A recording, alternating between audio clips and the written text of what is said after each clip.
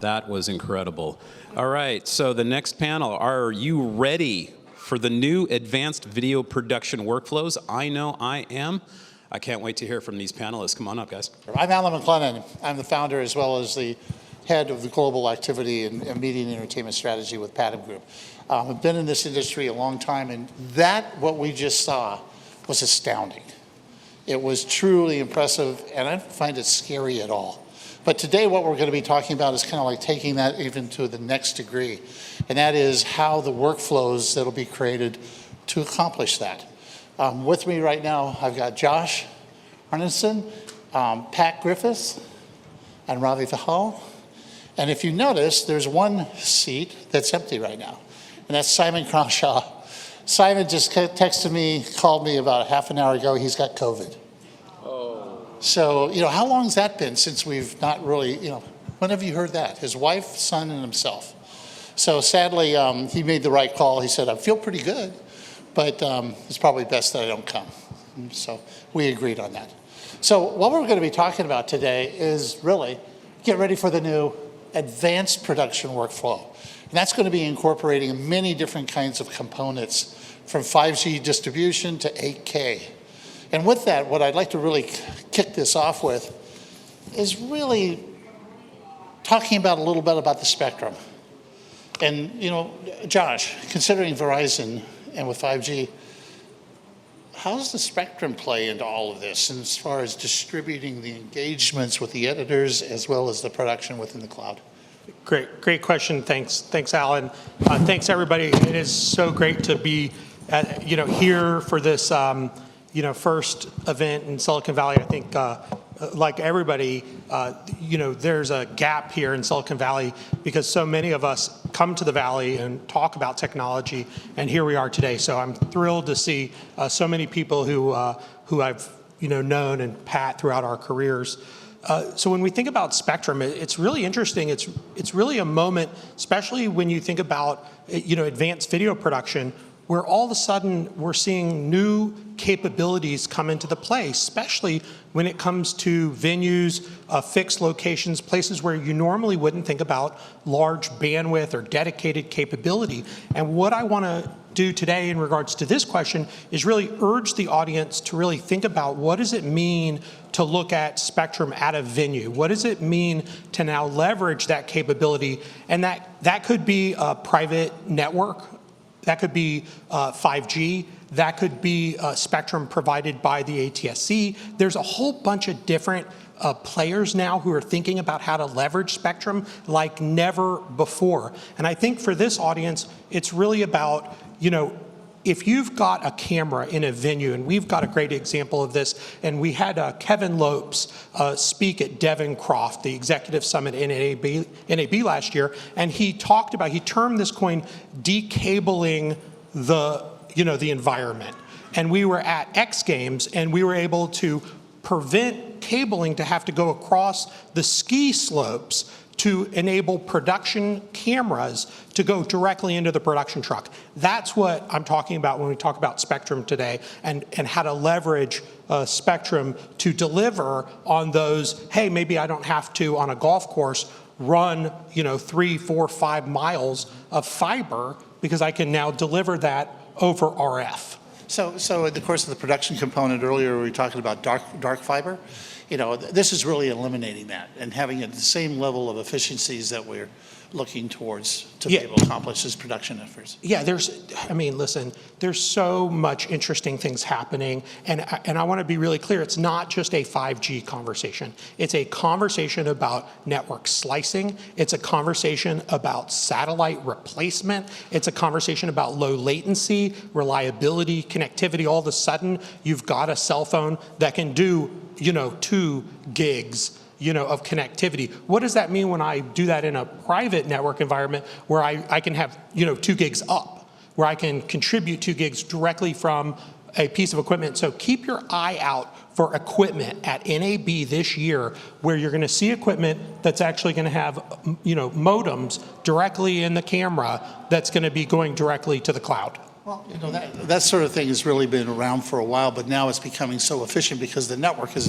enabling it and being able to connect with it. Like a little bit before we move on this spectrum, like why don't you explain a little bit about 5G MEC? Okay, so obviously, we've heard this, I would say, overused term about 5G. So I'm going to focus on edge compute, which is MEC. So MEC is really this idea, and I talk about it as what's after cloud. A lot of folks in this room have gotten to cloud. You have your cloud strategy. You've thought a lot about it. But what happens once you're there and you now go, okay, how do I now get closer to the edge? Whether that's through storage, whether that's through compute, how all of a sudden do I change the conversation for that last mile connectivity? I see, folks with truck vendors here in the room.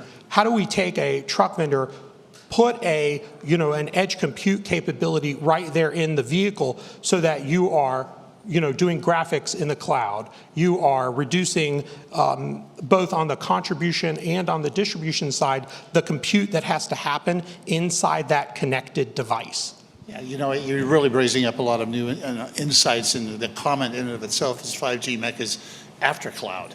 But Pat, your insight onto this as well. Well, building on what Josh said and taking a step back, one of my favorite sound bites about this topic is bits or bucks. Whether you're capturing them, processing them, delivering them, or rendering them. And obviously in the delivery part, spectrum plays a key role, and there continue to be improvements in that. And of course, the bigger the pipe, the greater the payload you can handle.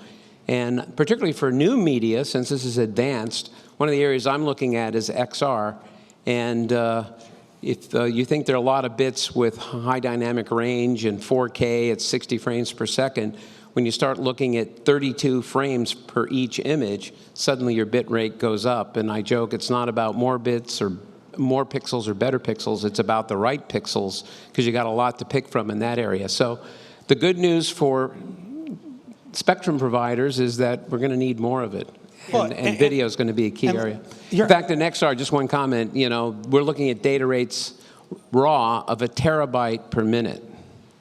A terabyte per minute. Yeah, and I'll just add on that. Go find Eric Weaver, who's in this room, who does amazing work with USC's Entertainment Technology Center, and speak to him about the project that he's working on, where they're taking directly from a camera, from a digital cinema quality camera, super high bandwidth, back directly to the cloud, to where that bandwidth is more than what can even be stored locally, from a throughput standpoint. So there's just a lot happening in this space. But in the course of what we're describing right at the moment, use your mic. What we're describing right at the moment, I'm used to having a lavalier or something like that. Having a mic is I want to sing, But in this, it's like we're talking about workflows, so we're talking about the efficiencies of the workflows and the connections on that. And this idea you could be anywhere now. Anywhere. Right? That's we're really breaking down the four walls of the studio environment, or an environment where you had a huge amount of connectivity, and now you're kind of re-envisioning being able to have a huge amount of connectivity wherever it might be, right? And so that's still playing out, but that amount of bandwidth, right? And obviously for 5G, it goes up to 10 gigabits per second. That bandwidth that's going to become available, network slicing, all kinds of really advanced technology are going to start coming into play, and it's going to be the folks in this audience who are going to create and deliver those solutions over that bandwidth. You're really nailing a good point right now, because when it comes to kind of engaging outside of the four walls, and that is basically engaging, right? The project I recently have been working on has got 4,000 editors, and those editors are around the world working on a feature, on a daily basis across 24/7 in the effort. That was being carried through this kind of multiple 5G as well as dark fiber that was enabling the studios to interconnect. But what we're looking at is the amount, the load on the networks, and that really comes down to is this going to facilitate 8K? Is 8K going to be a part of this dialogue as we move forward? Yeah, Ravi. sure. Yeah, so let me just backtrack a little bit on the 5G side. It's actually a transformation been driven at edge, cloud, and network side. So this everything is intelligent, bringing more compute to the edge. And when you bring that, a lot of the use case from the immersive to 8K are very possible. So I'll just, there are a lot of experts here, but I can talk about the examples that have been involved. 2018, 2019, we launched Spider-Man Far From Home, multiplayer over 5G at Mobile World Congress. So this is the first multiplayer game in virtual reality. And especially when you're playing this game in virtual reality, the ultra-low latency is extremely important part, and the edge compute. So one player was playing at Intel booth, and another one 1 kilometer away at Nokia booth. And both were playing, I mean, any given time, it was a project done between Sony Pictures, Intel, and Nokia. Any given time, you're literally rendering the entire Manhattan like in a real time. So there's a lot of ultra latency play, and especially when you're in VR, if there is a latency, you'll literally start to puke. So this is where the value of 5G was very, very dominant. What it can bring from the ultra low latency, and literally the ping between two players when they were real time playing going towards the Empire State Building was 10 milliseconds. So that kind of ultra latency is a very good value, and definitely based on how the spectrum experts can call low band, mid band, and high band. That's kind of like it defines all the spectrum discussion, and I'm not expert in that. But going back to the other part, we did the Tokyo Olympics and Beijing Olympic. Intel is an Olympic sponsor and partner. So we put a lot of 4K cameras with the 5G, and that's solving this wiring problem, bringing all that content live real time, leveraging the 5G. That was successfully done. And one part that I was involved is actually driving 8K. So what we did at Tokyo Olympics, and especially during COVID, middle of COVID, when a lot of challenges came, we acquired signal provided by NHK and Olympic Broadcasting Services, took that in 4 multiplied by 12 GSD, almost like a 48 gigabits per second, got that within 200 to 400 milliseconds, we encoded from 48 gigabits per second to 100 Mbps for distribution, 80 to 100 Mbps for distribution, and 250 Mbps for mezzanine signal that you can use for any other purposes. So 19 days of Olympic, and we distributed that live over the cloud to selected locations around the world. Unfortunately, we didn't have right to distribute here in the US, but we have shown this use case in a few places. And in Brazil, with Globo, it becomes the first country and operator to distribute 8K live, actually. And the latency from glass to glass was 2 seconds over the RTP and 14 seconds with HLS, and mostly this latency because of the network, not because of the processing we used to do. So 8K is, and again, it's about like it's more pixel, better pixel, and faster pixel coming together, and bringing the smart pixel, as my friend here will talk about it. And it brings the phenomenal serialism, as if you cannot go to stadium, but stadium comes to you. And that you just have to see to believe it. So I cannot talk how great it was. But one example I can give you, anecdotal evidence. So when there was a Colombian judo player was playing on the tatami mats, judo match, her contact lens fell off on the floor. Not only camera captured that contact lens, I could see the marking on the contact lens. So when that serial moment brings, or even when the runner was 100-meter sprint, you can see the reflection of camera in his sweat. When you see that, it's like a very serial moment, as if you're being there. So anyway, so Pat. Yeah, let me build on that, since we're talking about content, and one of my famous quotes is 3 ways to make better pictures: more pixels, higher spatial resolution; faster pixels, higher frame rate; and then my favorite, which is better pixels, meaning high dynamic range, brighter colors, higher contrast. All 3 of those are factors in making video. And I think Ravi makes a good point that he took all of them into account, and there's a proof point that it can be done. It probably wasn't easy. It is not easy, and that's why we decided to do it. Yeah, but you're also, and you did it. You're also looking at the fact that the intelligence that's within that location, being able to create the content that's going to be delivered to the audience in and of itself, which plays off of Pat, what you were starting to go down. Yeah, and so going forward, having all of these elements have to come together in content creation. The distribution pipe, as we heard from Josh, is improving significantly. The rendering devices, thanks to Intel, are getting better, and others are getting better and better. So it's exciting in terms of what we can do going forward. And the thing I wanted to throw out in listening to this morning's panel in 2110, I wish we got to ask questions. We don't, because Waz is coming. We squeezed the program. But you'll hear him later. But when are we going to get 2110 for the masses? And it sounds like a radical idea now, but with the growth of UGC, maybe I want to have a server and router to distribute to my family. And that's not so far off in the future that advanced video production may be in the home. And Pat, I got to add to that. There really is a two-way conversation that's starting to happen with the consumer that we, all the way on the production side, are starting to think about. We think about location-aware content. We think about content that might get created where the content knows where it's going to be played out at.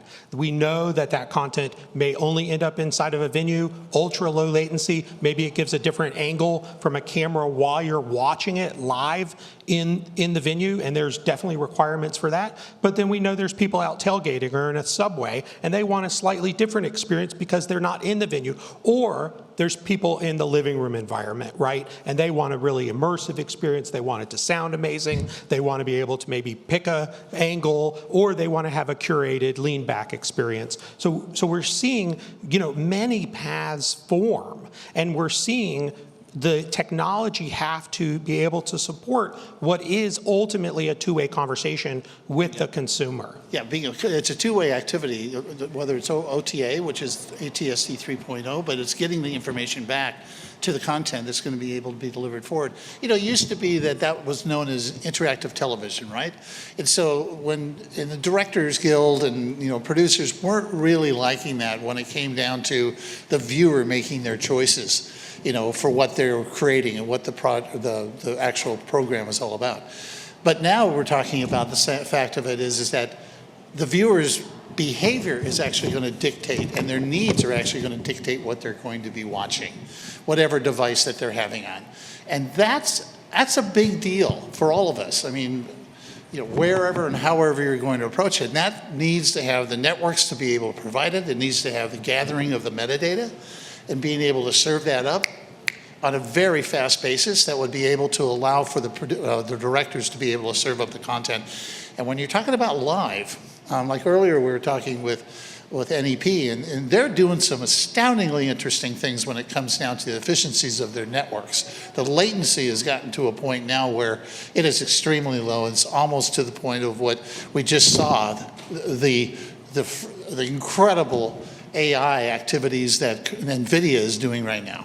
So when it really comes all down to it, is it starts changing a little bit about when it comes to workflow, is the distribution of the content in and of itself. We've got data, we have distribution, and we have content creation. Three key pillars to be able to address here. And one of the things that I really want to kind of drill into is the fragmentation of distribution. Pat, I know you've got an opinion on that.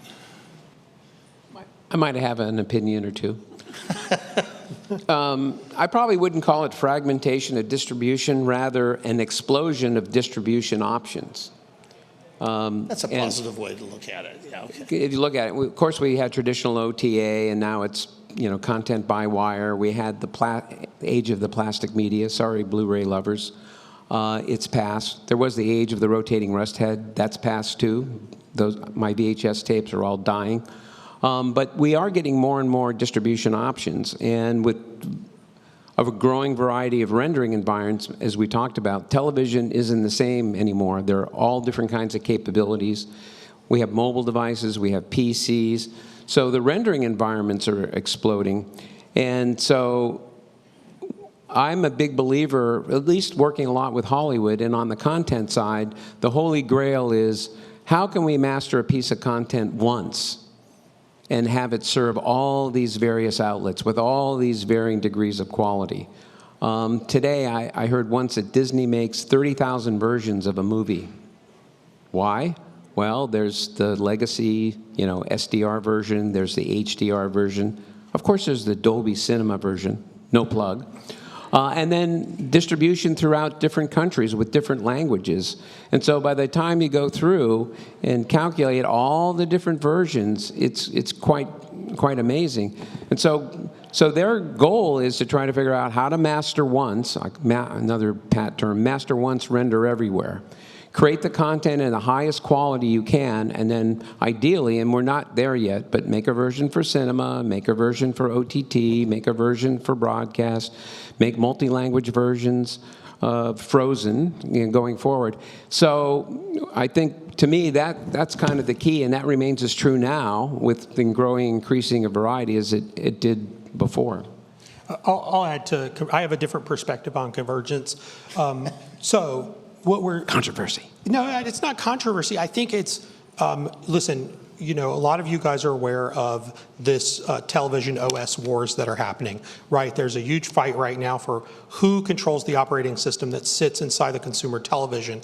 At the same time, you're looking at organizations like the ATSC rethink about what does it mean, right, with S43, which is a subgroup that's specifically thinking about core network, right? So you've got the ATSC, the broadcasters in North America and other places around the world now thinking about, one, do you even still want to be a broadcaster? What does it mean to be a broadcaster where you're not actually transmitting a signal anymore? That's big. Mm-hmm. Two, what does it mean when the TV might have a 5G modem in it, right? The TV now might have a native way to have a two-way conversation where you don't even have to connect it at your home. You literally would buy it from the store, bring it home, and maybe you would scan a QR code. You might even not scan a QR code anymore. I thought last year you'd at least link it to your account. I don't even know now whether you'd link it to your account. You literally just bring it home and it would already be connected, because there's a world right now of IoT, right? And so the IoT world is converging with the M&E world, right? And these, and you've heard of this term IoT, there are now millions and billions of devices out there that are connected natively. You're not even connecting them to a Wi-Fi network, right? You're bringing them home and they're just working. And so imagine, 3-4 years ago, we were thinking about, wow, you're going to bring a refrigerator home and you're going to have to give it your Wi-Fi password. No, actually, it turns out now you're going to bring the refrigerator home and it's going to be connected, and you're going to just plug it into power. Right, so there's a convergence happening, especially with consumer technology and consumer electronics, that it's really changing the game. Look at Roku, who now is building their own TV. What does that mean? Keep an eye on that. That's very trend-setting, and it's telling us a lot about where we're headed as an industry. So when you really I just want to add to that even going forward, since we're supposed to be talking about advanced. Even though I think VR is still a virtual business, it is coming, and there may come a day the way we switch through channels, we may switch through virtual worlds. And what we're talking about also here, complementing that, just a second, Ravi, let me get that, is the fact that what you just described with IoT is kind of what we started to talk about with workflow, and that is location aware. And that allows for that intelligence that's living within the home to connect back out to be able to provide that kind of content to the home. It's not really necessarily changing the overall programming from a live standpoint, but what it is doing is allowing for you to be able to have the kind of perspective and content that you are interested in during the course of the experience that you're viewing, whatever that event is. So when we're talking through workflow is how it is produced, how it is created, and how it is distributed to you as a viewer for the ultimate product. But Ravi, you've been talking about this too. Yeah, so 8K example, capture came from NHK and Olympic Broadcasting Services. Then we compress using our encoders and servers, and then we distribute over the open internet cloud. And the distribution has happened on any client that supports the 8K, mostly PC or built-in TV. And just going back to the previous question also, it's a convergence of distribution we are saying. As Pat mentioned, capture once, render everywhere. That's a file-based workflow, mostly what Hollywood uses. But then the live production is also, if you capture at 8K, imagine even if your distribution doesn't support that model, you can still distribute HD, 4K, and alternative things derived from the highest source that has more, better, faster pixel. So when your capture happens at a pretty great rate, then your consumer experience is pretty phenomenal, based on what device you use, whether you support 8K or not, still you can get an advantage. So I think that's kind of like both file-based as well as the live production workflow is, I think, like a big explosion that I think we'll start seeing more and more into that direction, actually. Well, what's Can I take a counter? Yeah, Real jump on quick. it. Only for the debate of the conversation. There's actually Is studios. this Josh or is this Verizon that's talking? No, this is Josh talking. The studios right now. You're not joshing us, are you? The studios right now are actually, listen, you guys have seen there are now ad-supported tiers. And those ad-supported tiers may not be even HD. So yes, do I think as a technologist that 8K and what's next is hugely critical to creating, amazing archive and amazing content? Yes, but the consumer might soon be totally willing and not even care that it's HD. It could be HD and it could be 3-4 megabits per second. It's just so low, throughput, it doesn't matter. So when transition happen from SD or black and white to HD, same argument valid. So this is always like on how we push the boundaries of computing and the boundaries of experience and let user decide how they would like to consume and get the best immersive experience out of it. As a technologist, our job is to present them the options and just make them a choice. And one example, earlier panelists talked about it. When you talk about high resolution in terms of medical, when you see those capillaries, somebody can make a life and death decision. So that's where the innovation plays. So entertainment definitely a biggest beneficiary, but there's a remote sensing, there's a lot of industry can just take benefit of the bat right now with technology that's been developed, and real-time distribution is there as well. Yeah, but as technologists, we need to create something that the actual consumer would like to have. And like you said before, like whether it's HD or, really, I mean, it all looks pretty darn great to me. And, some of the issues that, my wife and I have talked about over the years is there a button that could just take it back to a filmic style versus a digital style? You want a 3.2 added? To warm it up, like a little old school, because it's a little bit different value, right?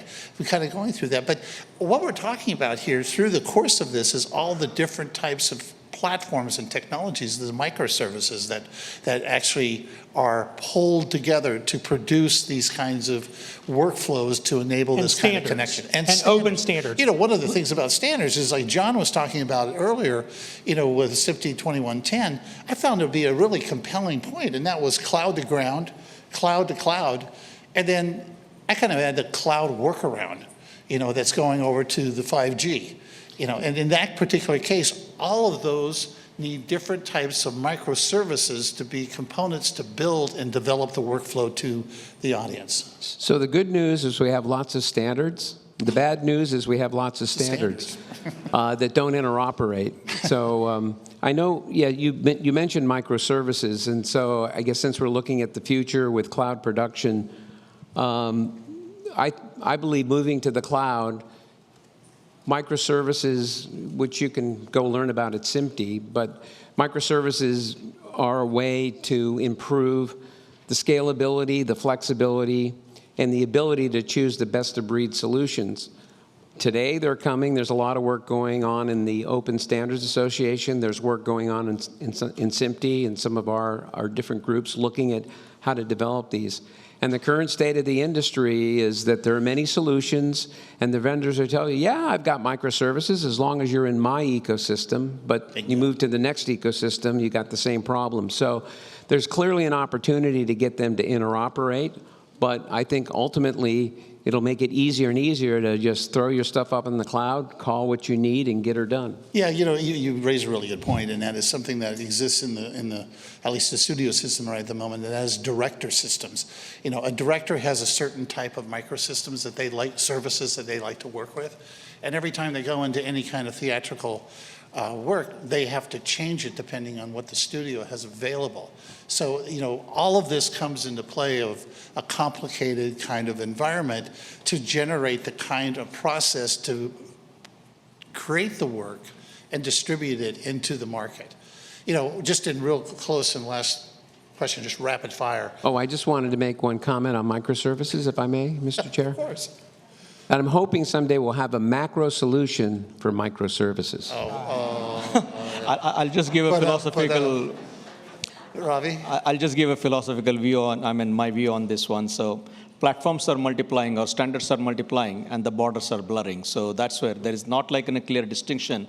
This is where this stops and that starts. So with all that amalgamation is what finally what user experience is what will derive in adaptation of all these microservices or technologies. Yeah, you know, we only have a couple seconds here, and I'm seeing Marty get up here. But the one thing is that we've tried to cover in this, and I believe we have, and that is the good, the bad, the challenges of being able to develop the content and create a distribution platform to engage the audience. And the intelligence that is there in the homes to help the producers and directors in this workflow, that's the get ready for it, because this is a new type of environment that is going to be able to capitalize on the things that you saw just before us with NVIDIA. The intelligence aspect of this is going to be truly engaging for all of us with SMPTE as well as a Silicon Valley Video Group. Thank you for having us here today. Appreciate your time. Thank you.